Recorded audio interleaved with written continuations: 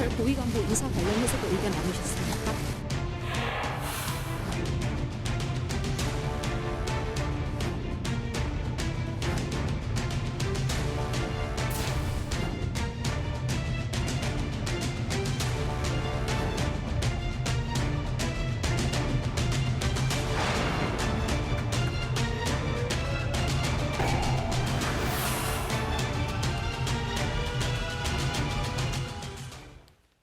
김성환 평론가 신지호 전 의원 자리했습니다. 어서 오십시오. 네, 안녕하십니까. 오늘 처음 나오시는 네. 겁니다. 나와주셔서 고맙습니다. 네, 잘 부탁드립니다. 검찰 수뇌부 인사는 오늘 쉽지 않을 것 같습니다. 4시, 5시쯤 자료가 간다고 하니까 혹시라도 방송 중이라도 검찰 수뇌부 인사가 나오면 내용 알려드리겠습니다. 인사청문회 이야기 먼저 가겠습니다. 정세균 총리 후보자 인사청문회 국회 인정 받을 수 있을 것 같습니까? 보시기에? 그런데요, 이제 이게 인사청문 보고서 오늘 국무총리 청문회는 이틀 하잖아요. 그렇습니다. 네, 어제 오늘. 네, 그래서 거기서 인사청문 보고서를 채택이 되면은 그걸 이제 본회의에 회부를 해서 본회의에서 이제 제적 과반 이상, 그러니까 인준 표결안, 네. 인준 동의안이 과반 이상의 찬성으로 다음 돼야 주 되는데. 월요일쯤 생각하나 봅니다. 근데 네. 지금 특위위원장이 자유한국당 나경원 그렇습니다. 의원이죠. 그래서 제가 봤을 때는 인사청문 보고서 채택 안 될 가능성이 좀 더 높아 보입니다. 네. 높아 보입니다. 안 되면 민주당 어떻게 합니까? 그때는 문희상 네. 의원이 또 직권상정하지 않을까 보여집니다. 문희상 의장이. 네. 그러니까 지금 뭐 상권 분립 얘기를 자꾸 얘기하는 것도 결국은 인사청문 보고서 채택하지 않으려고 하기 위한 나름의 어떤 전략이 아닐까 그런 생각을 하게 되는데요. 네. 물론 뭐 진통이 있다 하더라도 결국은 뭐 국회에서 표결로 인증 네. 처리가 될 것이라고 저는 생각합니다. 표결하면 박사님 네. 보시기에. 근데 4+1이 다시 작동을 하느냐 마느냐 네. 그게 문제겠죠. 근데 지금 이제까지 나타난 거 보면요. 정의당이나 민주평화당, 뭐 대한신당 이런 쪽에서는 찬성 기류가 좀 높아 보여요. 네. 그러니까 결국 이제 문희상 의장이 또 직권상정이라는 형식을 통해서 그때 이제 공수처법, 뭐 선거법 통과시켰던 4+1 해서 통과는 될 가능성이 제가 봤을 때는 좀 높아 보입니다. 네. 청문 보고서는 채택이 안 될 것 네. 같고. 네. 자, 16일까지인가요? 공직 사퇴가 네. 이낙연 총리가 총선 나가려면 16일까지는 나와야 되는데 그러려면 새 총리가 임명이 돼야 합니다. 그렇지 않으면 총리 공석 상황이 생기니까. 이틀 동안 청문회에서 가장 쟁점이 됐던 건 역시 국회의장을 했던 분이 국무총리로 행정부로 옮겨가는 게 맞느냐 이 논쟁인데 그 부분 들어보겠습니다. 저희에게 인사검증을 받는다는 것 자체가 어떻게 보면 의회의 중요성을 대폭 떨어뜨리는 그러한 삼권 분립을 훼손하는 행위가 아닌가. 만일 국회의장을 지낸 사람이 국무총리를 하는 것이 삼권 분립에 위배된다 그러면 판사 출신은 국회의원 하면 안 되는 겁니다. 과거에 박근혜 대통령 당선자는 김영준 헌법재판소장을 국무총리에 지명했습니다. 전임 국회의장님이 총리로 간다는 거 저는 집권 여당이 행정부에 대한 견제 기능을 포기한 거나 다름이 없다고 생각합니다. 황교안 대표인 경우에는 총리를 하셨잖아요. 또 나중에는 대통령 권한대행까지 하셨어요. 이런 분이 의전 서열인 야당 대표는 7위로 돼 있는데 야당 대표가 된 것은 그러면 의전 서열 1위 하던 분이 7위 하는 것은 과연 자유한국당 의원님이 생각? 자, 총리 후보자 이야기 들어볼까요? 저는 현직 의장이 아닙니다. 현직 의장이 만약에 총리로 간다 그러면 절대 있을 수 없는 일이죠. 그리고 그건 삼권 분립을 파괴하는 것입니다. 그렇지만 저는 현재 의원의 신분입니다. 자,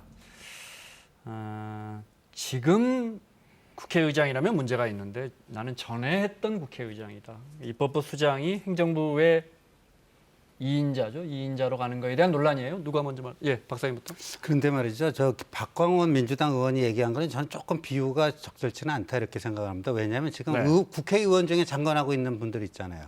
장관 겸직하고 있는 의원들이 있죠. 네. 그러니까 입법과 행정을 동시에 지금 걸치고 네. 있는 겁니다. 그러니까 그걸 가지고 우리가 상권 분립을 훼손했다 이렇게는 얘기 안 하죠. 네. 그러니까 단순히 판사 출신이 국회의원 되는 건 저도 문제 없다고 봅니다. 근데 이제 이 경우는요, 정세균 전 의장의 경우에는 왜 문제가 되냐면요, 일반 국회의원이 아니고 이 어떤 그 자리의 상징성이라는 게 있습니다. 입법부의 수장. 단순히 의전서열 2위가 5위로 내려갈 수 있느냐, 이 격이 낮아지는 그런 차원의 문제가 아니고 네. 제가 조사를 해봤더니요. 이제 민주화, 우리 사회 민주화가 어느 정도 정착됐다고 할 수 있는 그 김영삼 정부 때부터 지금까지요. 이만섭 국회의장을 제외하고는 국회의장을 마지막 공직으로 하고 다 은퇴를 하시고 야인으로 돌아가서 국가 원로가 되셨습니다. 네. 근데 이만섭 의장도 한 번도 국회의장을 2번 하셨어요, 그분은. 그런데 국회의장을 하고 또 지역구 출마하려다가 또 이렇게 코스를 바꿔서 국무총리로 들어오는 거는 그 의장이라는 자리의 상징성 때문에 삼법 분립 정신을 네. 훼손하는 거 아니냐 이런 거고, 마지막으로 한마디만 더 붙이면 저 본인이 정세균 후보자 본인이 제가 작년 2019년 7월에 네. 뭐 라디오 인터뷰에서 자신 그 국무총리 기용설이 나온다고 앵커가 물으니까 제가 입법부 수장을 하는 사람입니다. 거기 가는 거 안 맞죠. 본인 입으로 네. 그렇게 얘기한 적이 있습니다. 예. 어떻게 보십니까? 뭐 전반기 국회의장이 후반기에 국무총리로 간다, 모양새가 그렇게 썩 좋은 건 아닙니다. 그 부분에 대해서 인정할 건 인정해야 된다고 생각하는데요. 네. 근데 그렇다 하더라도 불가능한 일이냐 이렇게 물어봤을 때 거기서부터 사실 고민이 시작되는 거 아닌가 싶은 생각이 들거든요. 한 판사가 그런 표현을 또 썼더라고요. 상권 분립이 아니라 상권 분업을 했다. 그 이전 정부 사례를 얘기하는 거거든요. 네. 그러니까 이전에도 사실은 국회의장만 이렇게 그 시각을 좁혀서 얘기하면은 지금 자유한국당 논리나 이런 게 어느 정도 맞을 수도 있겠다는 생각이 드는데요. 근데 좀 더 넓혀서 본다 그러면 이미 상권 분립이 아니라 상권 분업을 해왔던 게 또 사실 아니겠습니까? 솔직히 지난 박근혜 네. 정부 시절에 사법농단이 왜 일어났습니까? 행정부하고 사법부의 경계가 없어졌던 거 아니겠어요? 근데 그런 부분에 있어서 자유한국당 또한 자유롭지 못하다는 겁니다. 그러니까 말은 누가 하느냐에 따라서 그 말의 진정성이 달라지는 것처럼 자유한국당이 지금 이게 문제가 있다 이렇게 얘기를 하면서 비판하려면 그 이전에 자신들의 정권이 어떤 일들을 해왔는지에 대해서도 한번 되돌아볼 필요는 저는 있다고 생각합니다. 저기 삼권 분립에 대한 이야기 하셨으니까 행정부와 청와대 관계 관련해서도 후보자가 직언하겠다. 뭐 정부와 상관없이 총리 후보자들은 청문회에서 늘 대통령께 직언하겠다는 이야기를 하는 것 같은데 어제 정세균 후보자도 그 이야기 한 것 같아요. 직언할 수 있을까 우리 환경에서 이걸 여쭤보고 싶고, 이낙연 총리는 기억나시는 거 있어요? 대통령에게 진짜 대통령의 생각과 다른 이야기를 이야기한 게 있습니까? 기억나시는 게 있어요? 네. 그러니까 우리 이제까지 정치사를 보면요. 국무총리가 예를 들면 내각 그 장관들 임명할 때 대통령이 임명하지만 제청권이 총리에게 있잖아요. 네. 근데 제청을 제대로 한 케이스가 있나요? 우리 다 지금 여기서 기억나는 사건이 있나요? 그러니까 총리가 사실상 제청을 해서 대통령이 임명을 한 경우 거의 생각나는 케이스가 없습니다. 그럴 정도로 헌법상에는 보장돼 있지만 실제로 이제 권한은 행사를 못하고 있는 건데, 근데 우리 그 헌법에 보면요, 국무총리에 관한 조항이 86조입니다. 그 86조를 보면 국무총리는 대통령을 보좌하여 또 대통령의 명을 받아서 내각을 통할한다 이렇게 돼 있어요. 네. 그러니까 쉽게 얘기하면 국무총리는 대통령의 제1 보좌관이에요. 제1 보좌관. 네. 우리 헌법이 그렇게 국무총리를 규정하고 있습니다. 근데 물론 이제 보좌관이 자기 상관한테 직언할 수는 있는데 이제까지 직언한 케이스로 알려진 네. 게 거의 없죠. 예. 과거 이회창 총리 시절에 그때 대쪽 총리라고 하는 얘기가 나왔던 게 네. 아마 그 대통령하고 좀 각을 좀 세웠던 모습을 뭐 봤기 때문에 언론에서 그런 이제 별칭을 붙여주기도 네. 했는데요. 말씀하신 것처럼 그 이후에는 저도 별로 기억나는 게 없습니다. 사실은 그 모든 권력이 대통령한테 집중돼 있는 대통령 중심제 국가에서 총리의 역할이 좀 굉장히 애매한 것도 사실이거든요. 물론 의원 내각제적인 요소를 일부 우리가 수용했다 하더라도 결국 국무총리는 대통령과 같이 국정을 운영하는 일종의 파트너 형태 비슷하게 돼 있는 이런 상황이기 때문에 네. 직원을 한다는 게 사실은 그 맞나 이런 생각도 한편으로 들고요. 저는 또 다른 편으로 좀 생각을 해보면 직원이라는 게 꼭 눈에 쌍심지켜고 대통령하고 막 싸워야 직원이냐. 물론 네. 이게 좀 고정관념이기도 한 것 같은 생각이 드는데요. 이낙연 총리 같은 경우에는 문재인 대통령이 이낙연 총리의 얘기를 귀담아 듣는다. 그런데 이낙연 총리가 많은 조언을 했다. 이런 얘기는 언론을 통해서 심심치 않게 얘기가 나왔었습니다. 그러니까 대통령이 총리는 어떻게 생각하십니까? 라고 물었을 때 총리가 제 의견은 이렇습니다라고 정확하게만 얘기해 줄 수 있으면 네. 그게 꼭 직원의 효과가 나타나는 거 아니냐. 굳이 꼭 뭐 각을 세워야 직원을 한다고 표현하는 것은 좀 고정관념에 가까운 알겠습니다. 얘기가 아닌가 네. 싶습니다. 말씀 듣고 보니까 언론도 사실 그런 대통령의 생각에 반하는 이야기 얼마든지 할 수 있는데 그런 이야기하면 언론은 뭐 갈등 노출 뭐 이렇게 써버리니까. 그러니까 네. 정부 내 갈등이 있는 것처럼 우리 네. 지난번에 김동연 부총리의 얘기 나왔었잖아요. 소득주도 성장이라든가 최저임금 네. 인상 문제에 대해서 부총리가 얘기하니까 일종의 이견이죠 그게. 네. 이견을 그냥 노출하고 나니까 그 노출한 순간부터 어찌 네. 보면 집권을 하는 데 있어서 힘이 확 빠지잖아요. 경제 네. 정책에 대한 힘도 빠지고. 근데 그런 문제들이 사실은 너무 과하게 우리가 좀 인식하고 있는 측면도 있다. 이런 네. 생각이 듭니다. 알겠습니다. 자, 주제를 넘어가 보겠습니다. 총선이 98일 남았더군요. 자유한국당 1차 영입인사 발표했는데 그때 박찬일 대장을 1차로 해야 합니까? 어쨌든 새 영입인사 나왔는데 박사님 소개로 좀 간단하게 들어볼까요? 네. 예, 먼저 이제 탈북자고요. 예, 네. 탈북자 지성호 씨죠. 지성호 씨는 그때 미국의 트럼프 대통령이 연설하면서 호명까지 해준 네. 그런 경력을 갖고 있고 어린 시 꽃제비 출신이라고 합니다. 그래서 북한에서 살 때 아마 한 다리하고 네. 팔을 잃었는데 그래서 이제 저 지성호 씨의 어떤 저게 이게 짚고 다니는 목발. 목발. 예, 목발을 짚고 6,000 마일을 걸어서 탈북을 했다. 2006년인가 했죠. 네, 2006년인가요? 그러면서 네. 지금 북한 인권단체 운영하면서 세계적으로 북한 인권 운동을 하고 있는. 네. 그러니까 그리고 김은희 선수는 김은희 선수는 다 아시다시피 네. 이제 체육계 미투 1호. 네. 네, 근데 저분이 왜 미투 운동을 했는데 자유한국당으로 갔을까 많은 분들이 의문을 품었는데 네. 황교안 대표 등등해서 삼고 초려를 했다고 합니다. 네. 김은희 선수는 저희도 다룬 적이 있어요. 네, 그 초등학교 때부터 그걸 아주 당한 성추행을 용감하게 폭로해서 그 해당 코치는 징역 10년형을 받았으니까요. 네. 민주당은 지금 한 영입인재 5호 이렇게 표현하는 게 맞나 모르겠습니다.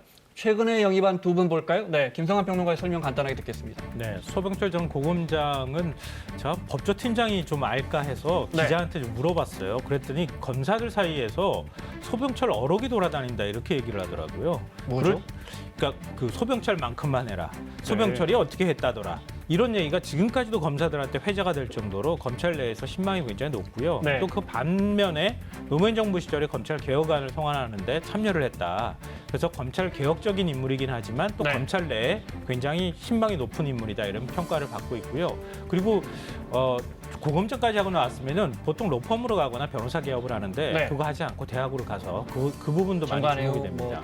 네. 돈을 바라지 않았다 이거죠. 또 네. 오영환 소방관 같은 경우에 네, 오영환 이제 전 소방관이죠. 네. 퇴직했으니까요. 어느 소방관의 기도라고 하는 아마 소방관 해서 블로그에 검색해 보시면은 어느 소방관의 기도라고 하는 네. 내용들이 많이 나올 거예요. 그 책을 저자로 쓴 인물이기도 하고요. 네. 그리고 청소년들한테 안전교육이나 이런 것들도 많이 하고 또 방송에 출연해 가지고 네. 강연 같은 것도 많이 해서 많은 분들한테 또 감동을 주기도 했었고요. 네. 또 굉장히 익숙하신 이 부분이 뭐냐면 안병여제죠. 네. 그 김자인 씨. 네. 저희 스튜디오에 모신 적도 네, 있어요. 월드컵 네. 대회에서 세계 최다승 우승을 한 인물인데요. 김자인 씨하고 또 부부 사이예요. 그래서 많은 비판적인 분들한테 질문 하나 관심을 드릴게요. 가집니다. 이제 네. 이맘때 되면 여야가 경쟁적으로 특히 젊은 피해를 네. 수혈한다고 하잖아요. 특히 스토리가 있는 감동적인 스토리가 있는 앞서 지성호 씨라든지 민주당 마찬가지로 네. 이분들이 정치적 역량을 발휘할 수 있습니까? 그럴 만한 역량이 있어서 우리 정치권에 변화를 가져올 수 있다고 보십니까? 저는요, 기성 정당들의 정치쇼에 오히려 이용당하는 측면이 크다고 봅니다. 그러니까 우리가 시장할 때 5일장 얘기를 하잖아요. 5일에 한 번 서는 장. 저 인재 영입 쇼는요, 4년장이에요. 4년, 총선에 4년마다 한 번씩 서는 4년장인데 제가 거꾸로 한번 질문해 볼게요. 우리 스포츠 선수들 말이에요. 네. 훈련하고 연습 안 한 상태에서 경기에 내보낼 수 있습니까? 그렇듯이 정치도 마찬가지입니다. 정치인으로서의 어떤 훈련과 이런 과정 없이 그냥 그 깜짝 쇼로 영입해가지고 어디 비례대표 당선권 줘갖고 내보내는 거는요. 이게 검증 과정이 없는 거예요. 그러니까 이 체육 선수들이 스포츠 선수들이 치열한 훈련 과정을 통해서 예를 들면 축구 같은 경우는 감독이 다 보고 개개인의 선수들의 장단점을 파악하고 포지션을 정하고 전체적인 전략을 짜고 이렇게 하는 거 아니겠습니까? 근데 네. 우리는 너무 그런 거를 일시적인 일회성 이벤트로만 좀 활용하려니까 그러니까 여야 할 것 없이 그러니까 정말 이런 젊은이들을 키우려면은 네. 한 총선 있기 한 2, 3년 전부터 픽업을 해가지고 네. 그들에게 정치적인 훈련을 시켜야 돼요. 훈련 또는 기초자치단체에서 네. 이렇게 구의원이나 시의원 하면서 이렇게 잘하시는 지금 현역 의원분들도 그런 분들이 그런 있고. 분들은 나름대로 네. 훈련 과정을 겪어온 건데 저렇게 갑자기 뭐 다른 네. 정치하고는 좀 동떨어져 있던 직업이 있다가 들어오면요. 네. 굉장히 뭐라 그럴까 이게 연습 없이 그냥 본 게임에 나가는 거랑 네. 저는 비슷하다고 봐요. 예. 네, 뭐 지금 말씀하신 거에 저도 일부분 동의하고요. 뭐 한국의 정당이 이벤트 정당이라고 얘기하잖아요. 선거 앞두고 난 다음에 급조해서 선거 캠페인을 통해서 국민들한테 정책으로만 승부하려고 한다. 이런 부분들은 네. 가장 기본적인 부분에 있어서 문제의식이 좀 깔려 있다고 생각하고요. 다만 현실에서 선거라는 건 캠페인을 해야 되잖아요. 네. 그러니까 우리 정당이 이번 선거는 어떻게 치르겠습니다라고 하는 상징성을 부여하기에는 이렇게 외부 영입 인사들이 그런 면에서 굉장히 좀 좋은 측면이 있잖아요. 네. 근데 우리가 이제 그런 말이 있어요. 사람들은 팩트보다 스토리에 감동한다. 네. 그러니까 팩트라기보다는 스토리에 오히려 더 방점을 찍게 되고 결국 네. 그게 선거 캠페인에서 이 당이 어떻게 선거를 이끌어 나가는지를 좀 상징성을 감동은 보여주는 충분히 하는데 있지 않을까 아니 싶어요. 저기 오영환 씨나 김은희 씨나 지성호 씨나 민주당이 처음에 영입했던 분들 다 감동적인 스토리를 갖고 있고 뭐 공감이 되는데 그것이 우리 정치 변화에 얼마나 현실적인 예를 들어 이분들이 진짜 지금 비례의원들이 얼마 안 되니까 두 당이 네. 그래서 아마 이길 수 있는 지역구에 공천하고 오히려 험지에는 중진 의원들을 보낸다 이게 이제 생각인 것 같은데 이분들이 설령 국회의원이 됐다고 쳐보죠. 당 내에서 이런저런 이야기를 의총에서 손 한 번 들고 이야기할 수 있습니까? 저는 청문회 오늘 총리 청문회 어제 오늘 하는데 이렇게 중요한 청문회에 30, 40대 젊은 소장파 의원들이 이런 기회 주는 것도 본 적이 없는 것 같은데. 그래서 제가 아까 드린 말씀처럼 그러니까 이제까지 이런 식으로 깜짝 이벤트로 정치권에 영입된 사람 중에서 좀 대중적으로 이렇게 관심을 집중시키는 그런 인물들이 있잖아요. 그런데 네. 정치적으로 의미 있는 성과를 낸 케이스가 있나요? 떠오르는 사례가 별로 없어요. 예. 그게 왜 그랬겠느냐. 그러니까 이런 쇼에 네. 결국 그냥 일시적으로 장식물로 이용된 측면이 강하다라는 네. 거고. 네. 완전 너무 부정적으로 얘기하시니까 아니 저는 그거를 반대로 자꾸만 얘기해야 되는 상황이 물론 이제 되는데요. 그러니까 우리 대중들은 뭔가 관심 있는 거 아니 그러니까, 너무 언론들이 이분들 뭐 띄워주기라는 표현은 지나치지만 긍정적으로 묘사해서 제가 일부러 비판적인 질문이라고 말씀을 드렸습니다. 뭐 긍정적인 이게- 면은 굳이 네.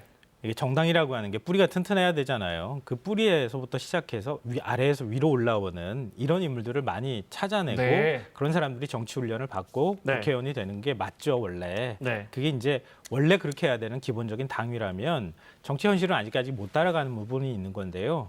그러니까 저는 영입 자체가 문제라기보다는 영입하고 난 다음에 과연 그들이 어떤 활동을 할 수 있겠는가 이 부분 하나 하고요. 또 하나는 그러면은 영입 말고 다른 방식으로 당에서 키워서 올라올 수 있도록 하는 구조를 어떻게 만들 것이냐에 관한 부분인데요. 네. 예를 들면은 청년 정치인들이 정치를 할 수가 없잖아요. 정치 자금에도 묶여 있고 그리고 당에서도 청년 정치인들이 활동하는 거 선거 앞두고 반짝 활동해가지고 네. 결국 비례받는 거 이런 거밖에는 관심이 없는 거 아니에요.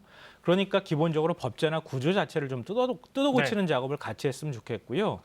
우리가 이제 비례대표를 자꾸 얘기하는 부분은 그나마 이렇게 하라도 하지 않으면 사회적 약자나 여성, 장애인 네. 그리고 청년이 들어올 수가 없는 구조가 지금 돼 있는 것이다. 네. 그리고 더군다나 이제 한국 사회가 고령화 사회로 자꾸 가는데 지금 정치인이나 이런 경우에는 노령층 인구, 노인들의 어떤 네. 복지 자꾸 정책에만 고령화되고 있고요.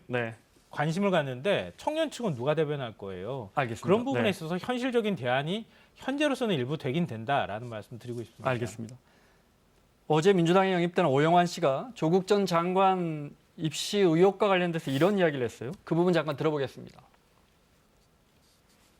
지금 굉장히 많은 언론에서 또 검찰에서 새어나온 정보로 인해서 그런 이제 모든 학부모들이 이제 그 당시에 해온 일상 관행적으로 해온 그런 행위들을 너무 지나치게 부풀려서 그렇게 보도되는 것에 대해 물론 허물이 있을 수 있습니다. 하지만 작은 허물조차 너무도 침소봉대하게 이제 거대하게 부풀려서 국민에게 그렇게 많은 불신과 그런 의혹과 그걸 심어주는 모습이 너무 두렵다고 해야 할까요?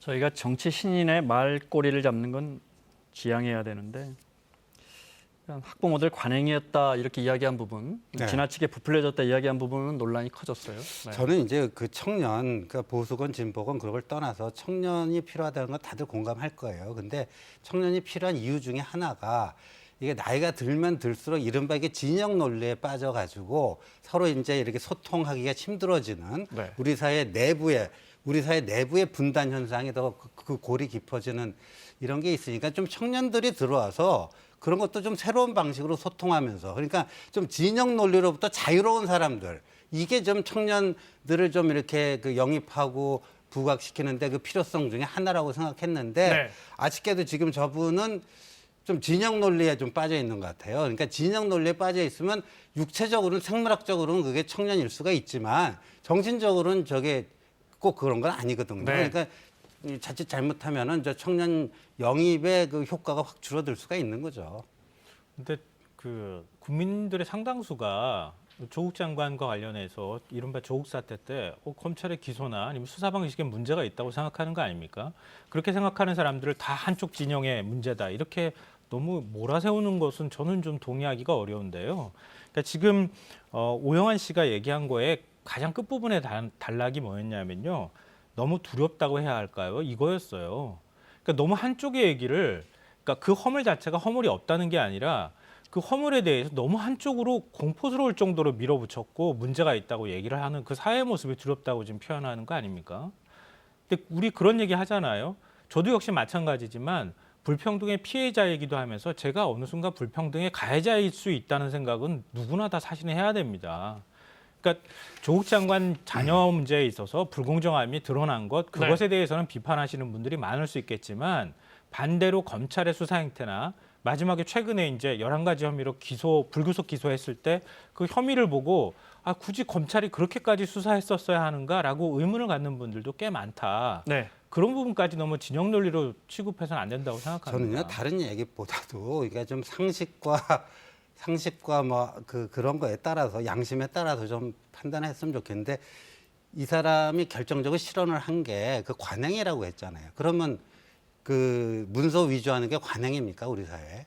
이게 모든 사람들을 모든 학부모들을 어떻게 보면 욕보이는 거예요. 그리고 저분은 이제 31살이고 그 뭐 이렇게 본인이 그런 직접적인 그 학부모로서의 경험도 없는 상태에서 본인이 경험해보지도 못한 거를 그냥 관행이다. 근데 지금 이제 재판을 통해서 최종적으로 사실관계가 정리가 되겠습니다만 지금 뭐 문서 위조 등등으로 지금 기소가 돼 있는 거 아니에요. 근데 이걸 관행이라고 하면은 알겠습니다. 이건 진영을 떠나서 자, 그 이야기가 좀 더 문제예요. 길어지니까 거기까지만 두 분 하시는 걸로 하고 자 청년 정치인 입문하는 이야기를 했다면 이번엔 청년 유권자 이야기하겠습니다. 선거법 바뀌어서 이제 만 18살 거의 한 고3도 이제 이번 총선에서 국회의원 뽑을 수 있습니다. 정의당이 어제 재빠르게 고3 학생들 입당식을 했는데 그 장면 잠깐 보겠습니다. 네. 심상정 정의당 대표가 이렇게 우리 학생들에게 장미꽃을 한 송이씩 주면서 꽉 포옹을 해줬고요. 그래서 제가 막 눈물이 나네요. 청년들의 미래에 작은 디딤돌을 놓아드리겠습니다.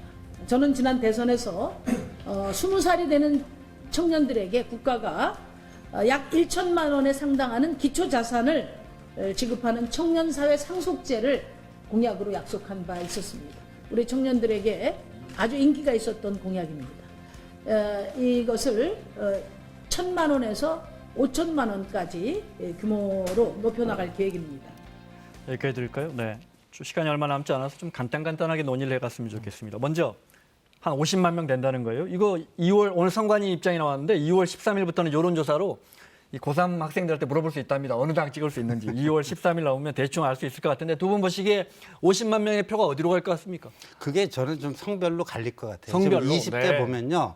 남자들, 20대 남자들, 그래서 이대남이라고 속칭 이렇게 네. 이쪽은 꼭 반드시 여권에 대해서 우호적이진 않아요. 네. 근데 이제 20대 여성들은 지금 현 여권에 대해서 좀 우호적이고. 그렇습니다. 차이가 납니다. 예, 네. 그러니까 성별 차이가 있기 때문에 18세도 그 20대의 그런 영향을 받지 않을까 저는 그렇게 보여집니다. 김성환 평론가 어떻게 보십니까? 뭐 사실 지금 단언하기 좀 어렵고요. 여론조사로 나온 거는 뭐 지금 말씀하신 것처럼 그런 경향성이 나타나는 건 사실인데요. 뭐 일정하게 저는 뭐 오해도 있지 않을까 싶고 정치의식이 사실은 지금 정치에 대한 교육을 제대로 받지 못한 네. 상태이기도 하잖아요. 그런 부분에 있어서 선거 과정을 통해서 내가 어떤 당을 어떻게 찍어야 되는가라는 부분에 대해서 고심을 하거나 이렇게 하면 또 달라질 여지는 얼마든지 있지 않을까 싶습니다. 네. 뭐 지금 고등학교 학생들이 지금 선거 투표하게 하면은 이게 학교가 이념의 장이 되는 거 아니냐 이렇게 걱정하시는 분들도 있는데요. 저는 고등학교 1학년 수학 문제 못 풀거든요. 네. 아이들은 미적분 다 풀거든요. 선진국 대부분이 18세, 네, 심지어 18세. 피선거권이 뭐 18세, 19세인 나라도 있으니까요. 그러니까 권한을 주지 않은 상태에서 네. 무조건 너희들은 어려라고 말하는 것 또한 우리의 고정관념일 수 있겠다고 저는 생각합니다. 교실에 정치와 이런 우려가 있었는데 그러면 제가 지금 이렇게 들어볼게요. 그러면 지금 연동형 비례제 도입되는 거라든지 또는 뭐 이제 우리가 투표 도장 2번 찍는데 지역구 의석하고 두 번째 정당 투표를 하면 비례대표가 어떻게 확보가 되는지 이런 걸 교실에서 가르쳐줄 필요가 있다고 보십니까? 근데 우리 언론에서 손쉽게 아주 간명하게 설명을 해주면 네. 굳이 교사들이 교실에서 그렇게 수고를 할 필요는 없어질 것 같습니다. 그것은 교실에서 논의할 문제는 아닌 것 같다. 예, 아니 뭐 네. 이게 논의, 선관위라든가 학습, 이런 데서 네. 캠페인을 잘 해주면요. 네, 네. 하겠죠, 뭐 네, 선관. 네. 네. 아니 우리 지금 학생들 경제교육도 받고 금융교육도 받고 다 받잖아요. 네. 근데 정치교육은 왜 받으면 안 됩니까? 정치교육 받아도 되는 거죠. 특정 정당을 찍으라고 하는 게 아니라 네. 너희들이 유권자로서 어떤 권리를 행사할 수 있고 네. 그 찍은 표가 어떻게 반영이 된다고 설명해 주면 뭐 그렇게 고난도의 수학 문제도 아니기 때문에 저는 충분히 학생들이 그런 게 이해할 수 이제 있을 거라고 이른바 봐요. 독일 같은 경우에 민주시민 교육이라고 했고 시켜요. 그런데 네. 문제는 그런 민주시민 정치 교육을 시킨다고 하면서 굉장히 한쪽으로 편파적인 네. 편향된 그런 걸 하면은 지금 최근에 그 관악구 인원고에서 학생들이 그 들고 일어난 거 아닙니까? 너무 정치 편향적인 일방을 주입시키려는 그런 저기를 한다 해서 그런 부작용이 안 나게끔 네. 균형적인 교육을 하면 문제될 건 없죠. 예. 알겠습니다. 간단하게 청년들에게 1,000만 원씩 주는 그러니까 이제 사회생활 시작하는 청년들에게 최소한의 일종의 기본소득 같은 그 1,000만 원씩 주자고 하는 게 그게 이제 커지면 5천만 원까지 가더라고요. 공약일 뿐인데 아직 정의당에 그건 네. 어떻게 보십니까? 근데 뭐 허경영 씨도 뭐 저기 뭐 결혼하는 부부에게 몇 억씩 주자. 그러니까 네. 다들 이제 그런 현금 풀기 공약인데 네. 저는 청년들에게 필요한 건 보다 많은 기회를 어떻게 하면 이 사회가 청년들에게 제공해 줄 수 있는가. 네. 현금을 푸는 것보다도 기회를 만들어서 제공하는 그게 훨씬 좀 중요하다 그렇게 봅니다. 그 어르신들 많게 30만 원씩 주는 기초연금 1년에 10조 들어가는데 그거는 박근혜 전 대통령이 도입했습니다. 이거 네. 그거나 이거하고 어떻게 다릅니까? 그러니까 저는 청년들 주는 거하고 어르신들 주는 거. 아 그러니까 저는 기본적으로 저는 뭐 박근혜 전 대통령 했던 그 정치적인 입장을 떠나도 현금을 직접적으로 푸는 거는 네. 최소화시켜야 된다는 입장입니다. 네. 근데 실버 정치화라고 하는 게 있어요. 그러니까 우리나라가 60세 이상의 노년층 인구가 매년 30만 명씩 늘어나거든요. 네. 지금 저출산 영향 때문에 청년층은 계속 줄고 있어요. 근데 자라는 청년 세대들을 위한 정책은 굉장히 많이 부족합니다. 그러니까 그들한테 그냥 사회를 공정하게 만들면 너희들은 다 잘할 수 있어라고 얘기하는 게 이 말이 과연 어떻게 들릴 것인가도 생각해 볼 필요가 있고요. 우리 사회 정책이 너무 실버 세대에만 집중돼 가는 경향들도 나타나고 있는 것도 사실입니다. 그래서 청년 세대한테 좀 더 많은 관심을 기울일 필요가 있고 물론 1,000만 원 네. 그 자체에만 뭐 우리가 그 공약에만 매달릴 필요는 없고 청년 세대를 위해서 좀 더 많은 사회적 정책과 대안들을 고민해야 한다. 그중에 그런 정책이 하나 검토될 수 있다 그러면 재정 문제하고 같이 검토를 해서 어느 정도 현실성이 있는지를 확인한 다음에 현실성이 있다면 저는 얼마든지 그 자리에서 제기할 수 있는 방법이 될 수 있다 그러면 가능한 일이라고 생각합니다. 알겠습니다. 시간 때문에 제가 너무 진행을 빨리 하네요. 하나만 더 보겠습니다. 정광훈 목사가 자유한국당과의 결별을 통보받았다는데 그 부분 준비되어 있습니까? 네, 들어보겠습니다. 내 인생 일대 충격스러운 통보를 받습니다. 황교안 대표님 측으로부터 앞으로 정광훈 목사와 함께할 수 없다 하는 제가 통보를 받았습니다. 자유한국당 정신 차리십시오. 뭐냐고? 광화문과 정광훈 목사와 함께할 수 없다? 그래 내가 감옥 가게 생겼으니까 함께할 수 없다. 이런 통보를 합니까 저한테? 자, 이거는 어떻게 보세요? 저는요, 저게 뭐 원인이 뭔가 싶은데요. 근데 일전에 그런 게 한 번 있었죠. 광화문에서 저 정광훈 목사가 주도하는 집회를 하고 있는데 네. 그때 이제 박근혜 전 대통령을 지지한 우리공화당 이 사람들이 행진에 가는데 정광훈 목사하고 뭔가 이렇게 그 말로 네. 충돌이 좀 있어가지고 충돌이 있었기 때문에 이른바 그 정치권 내 친박들하고 정광훈 목사가 별로 사이가 안 좋으니까 그런 거에 여파가 지금 저렇게 나타나는 거 아닌가. 최근에 이제 황교안 대표가 유승민 삼원칙을 수용하기로 네. 했는데 당내 친박들의 반발에 의해서 못하듯이 정광훈 목사하고 관계도 좀 그런 영향 때문에 저렇게 가는 게 아닌가. 그런 네. 뭐 분석도 가능할 것 같습니다. 어떻게 보십니까? 황교안 대표가 그동안에 장애 집회하면서 정광훈 목사랑 같이 집회도 많이 하고 그랬잖아요. 네. 뜻도 같이 했었고 그럼 동지라고도 볼 수 있는데 지금 이제 뭐 보수대 통합 문제에 있어서 정광훈 목사 측이 좀 부담스럽다, 좀 중도 쪽으로 가기가 어렵다 이런 판단을 저는 한 것으로 보이고요. 그런 것에 대한 우려의 목소리가 굉장히 많이 나왔는데 그렇게 하지 않다가 지금 또 갑자기 이렇게 돌아선다고 하면은 동지를 헌신자처럼 버리는 게 되는 거 아니겠습니까? 이것 또한 그렇게 좋은 그 모습은 아니다. 진즉에 사실은 정광훈 네. 목사랑 어느 정도 거리를 뒀어야 하는데 지금 이제 결별하려고 하니까 헤어지는 과정이 저는 그렇게 매끄럽지 못할 가능성이 높아 보입니다. 기독 자유당입니까? 아직 정확하게 네. 모르겠는데 정광훈 목사가 원내 진입을 목표로 하고 있잖아요. 그러려면 이쯤에서 이제 국민 유권자분들에게 자유한국당하고 우리하고는 한 편이지만 네. 저희는 분명하게 기독 자유당입니다. 이러려면 이별이 예정된 수순 아니었을까 싶기도 하고요. 근데 이제 그 기독 자유당을 정광훈 목사가 어느 정도 이제 비중 있게 하는가 뭐 이게 문제인데 근데 또 기독교 내에서 정광훈 목사를 바라보는 시각이 쫙 쪼개져 있거든요. 네. 좀 안 좋게 보는 그게 근데 수적으로는 다수입니다. 그러니까 황교안 대표가 그런 게 좀 더 신경이 쓰였을 가능성도 있어 보입니다. 네. 방금 전에 제가 말씀드렸던 것처럼 그런 거예요. 결혼할 때도 좀 좋아서 결혼하는 거니까 나중에 헤어질 때도 좀 자연스럽게 헤어져야 되는데 지금 그런 모양이 안 나오고 있잖아요. 그러니까 보수대 통합도 중요하고 다 중요하지만 황교안 대표의 정체성이 뭔지 이걸 명확하게 보여주는 게 일단 우선이다. 네. 그러면 자연스럽게 정리될 문제인데 정광훈 목사랑 계속 같이 하다가 이쯤 되니까 내가 좀 필요가 없어졌어. 그런 다음에 또 이렇게 안 하겠다 이렇게 얘기하는 것도 모양새가 네. 좀 이상하다는 거죠. 알겠습니다. 자, 여기까지 듣겠습니다. 김성환 평론가 신지호 전 의원과 함께했습니다. 수고하셨습니다.